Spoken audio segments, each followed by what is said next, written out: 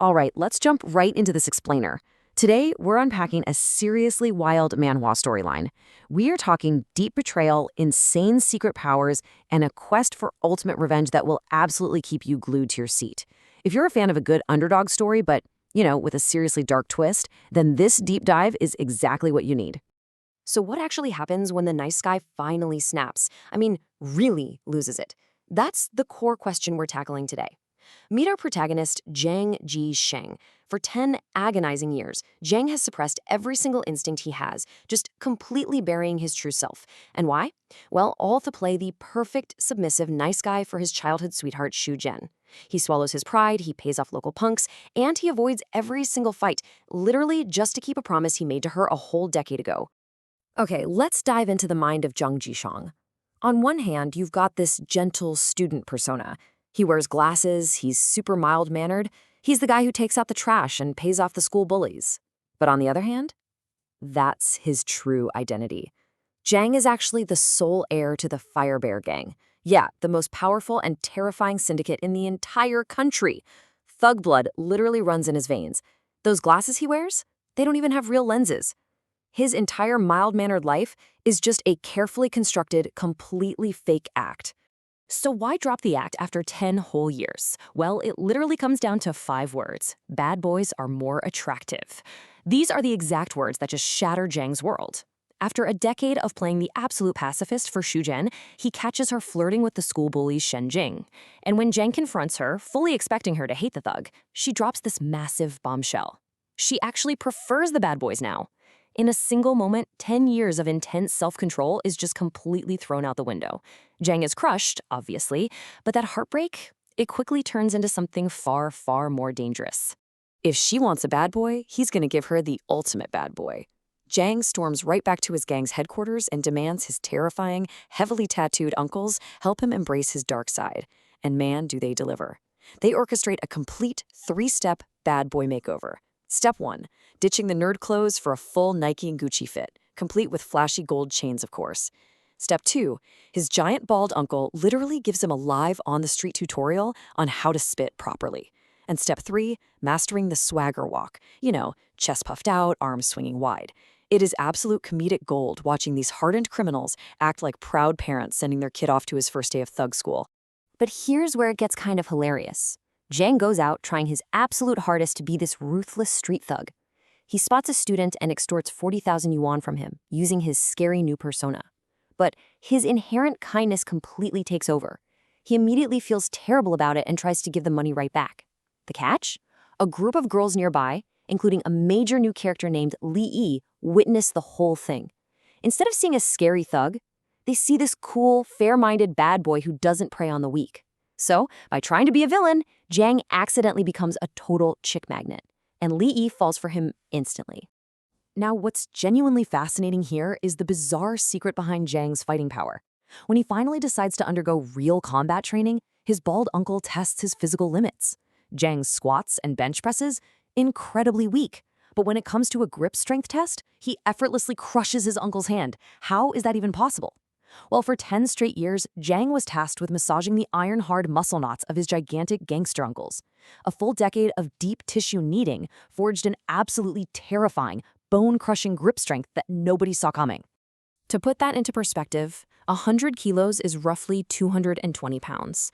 And because of his absurdly powerful hands and forearms, even though Jang couldn't bench press an empty bar without his arm shaking, he steps right up and effortlessly deadlifts 100 kilos on his very first try. His bald uncle is completely stunned. He realizes he doesn't even need to teach Jang traditional boxing. He literally just needs to teach him how to grab his opponents. And this builds up to a massively satisfying cinematic payoff, the apple crusher grip. The stakes get incredibly personal when the school bully Shen Jing steals a sacred gang ring given to Zhang by his bald uncle. Zhang corners Shen Jing in a dark alley. When Shen Jing tries to fight back, Zhang simply reaches out and grabs his collarbone. With one squeeze, this sickening crack echoes out. Zhang uses his insane, muscle-forged grip to literally crush Shen Jing's bones like a piece of fruit, reclaiming his uncle's stolen ring. It's fast, it's brutal, and it is so satisfying. But hey, the stakes are about to get so much higher. Enter the Ignorant Normal Alliance. This isn't just a handful of kids messing around on a playground. We're talking about a massive, highly organized network of over 100 school bullies and minor gangs running the entire district. By beating up Shenjing, Jiang just painted a massive target on his own back. But he isn't alone. He allies with the school's lone wolf judo fighter Songshi and his fierce new love interest Li Yi, whose brother actually has ties to the alliance. The battle lines are officially drawn. Shenjing is utterly humiliated at this point, and he is desperate for revenge. So things take a super dark turn. Shenjing orchestrates a completely cowardly trap. He ambushes and kidnaps Xiangxi, brutally beating his legs with steel pipes. And he also captures Zhang's former crush, Xu Zhen. Using them as bait, Shenjing lures Zhang to an abandoned warehouse. Zhang walks right in, only to find himself completely outnumbered, 6-1, against a crew armed to the teeth with clubs and knives. The tension in this warehouse sequence, absolutely off the charts. Before Zhang can get totally overwhelmed, Li Yi actually sneaks in and manages to loosen Songxi's ropes. Songxi breaks free, and despite having severely injured legs, the judo master uses incredible combat geography. He guards his head and delivers these devastating, perfectly timed counterpunches to the armed thugs. He single-handedly turns the tide of the ambush, totally evening the odds. Which leaves Zhang to deal with the rest of the crew. And you guys, he finally unleashes the beast. Completely dropping the whole nice guy act, he unbuttons his sleeves and unleashes the full, terrifying power of his grip strength. He's grabbing the thugs' punches mid-air and literally crushing their fists like they are, in his own words, crushed potatoes. He goes on an absolute rampage, just tanking hits and delivering bone-shattering strikes until Shenjing's crew is utterly destroyed. When the dust finally settles, the contrast between these two is just phenomenal. Shenjing gets exactly what he deserves. Not only is he humiliated and beaten down by Zhang, but Zhang's uncles arrive right on cue. The bald uncle hilariously breaks out an electric razor and shaves Shenjing completely bald as a punishment. The cops arrive, Shenjing is arrested for kidnapping and grand theft auto, while Zhang Jishang stands victorious, officially claiming dominance over the entire school. So the crucial turning point for Jiang boils down to a single, relatable realization. Trying hard is really tiring. I mean, have you ever absolutely exhausted yourself pretending to be someone you're not just to make someone else happy? Jiang is finally done with it. After the fight, Xu Zhen, the girl who started this whole mess by dumping him for a thug, sees how powerful Jiang really is. She throws herself at him, crying, begging to get back together, claiming she likes nice guys again.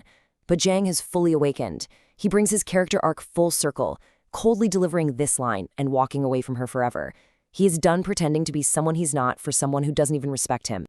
And this perfectly sets up a major shift in the story's romance. We go from Xu Zhen, a toxic crash who chases superficial bad boys and betrays him, right over to Li Yi. Li Yi is fiercely loyal. She rides a scooter, she sneaks into a highly dangerous warehouse just to help untie hostages, and she actually fights right by his side. She doesn't want Zheng to be a fake nice guy. She respects and supports his true, powerful self. She even tells him she wants to be the woman who stands beside him when he takes over the city. And this brilliantly illustrates Zhang's final transition into the dark hero he was literally born to be. Following his big victory, his terrifying father, the actual boss of the Firebear gang, returns home, but he doesn't scold him. Instead, he presents Zhang with a custom-engraved dagger. For the first time in 10 years, he hugs his son, formally acknowledging Zhang as the true, formidable heir to their criminal empire.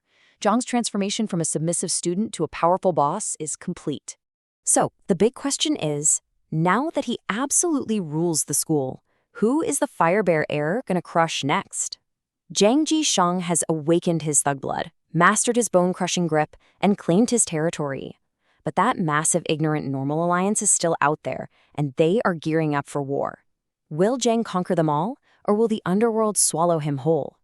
You'll just have to keep reading the manhwa to find out. Thanks for hanging out with me for this explainer, and I'll catch you on the next deep dive.